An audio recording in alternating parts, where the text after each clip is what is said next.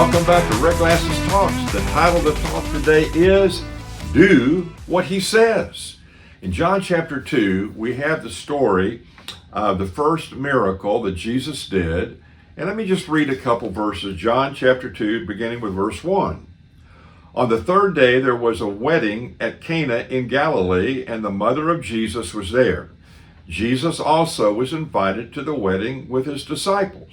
When the wine went out, big problem. When the wine ran out, the mother of Jesus said to him, "They have no wine."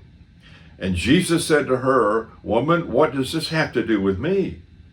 My hour is not yet come." Now that's a whole other lesson there. His mother said to the servants, "Do whatever he tells you." Do whatever he tells you. Just a simple statement. Do whatever he tells you.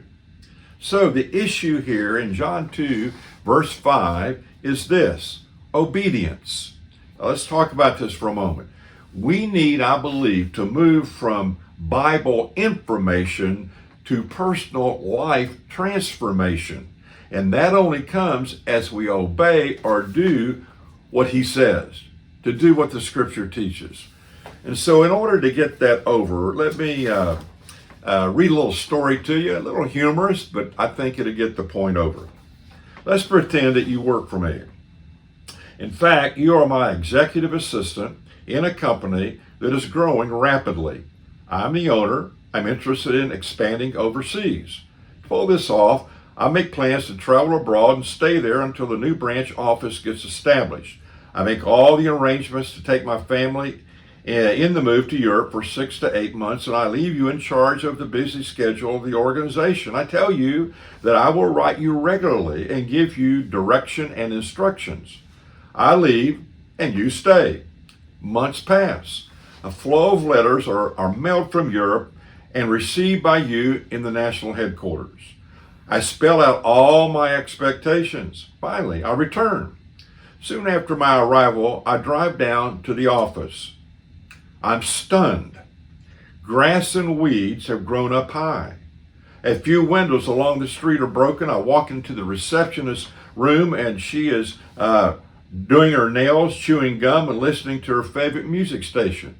I look around and I notice the wastebaskets are overflowing. The carpet hasn't been vacuumed for weeks and nobody seems concerned that the owner has returned. I ask about your whereabouts and someone in the crowded lounge area points down the hall and yells, "I think he's down there." Disturbed, I move in that direction and bump into you as you are finishing a chess game with our sales manager.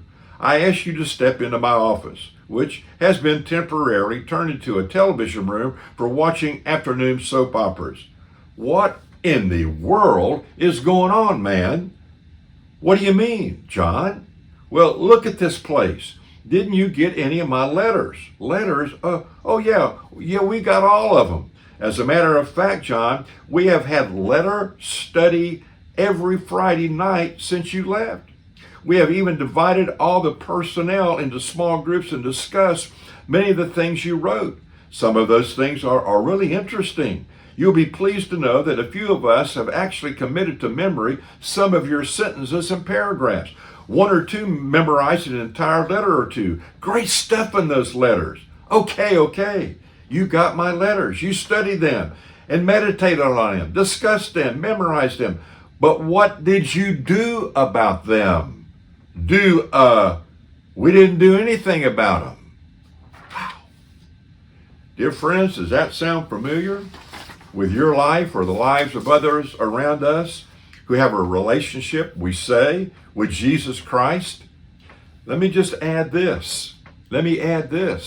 There are enough so-called Christians in this country, the United States of America, that we should have taken the whole country with the gospel by this time.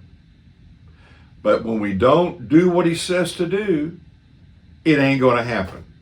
So here's the issue. John 14:15. How do we let Jesus know that we love him? John 14:15, Jesus says this: do what I tell you to do.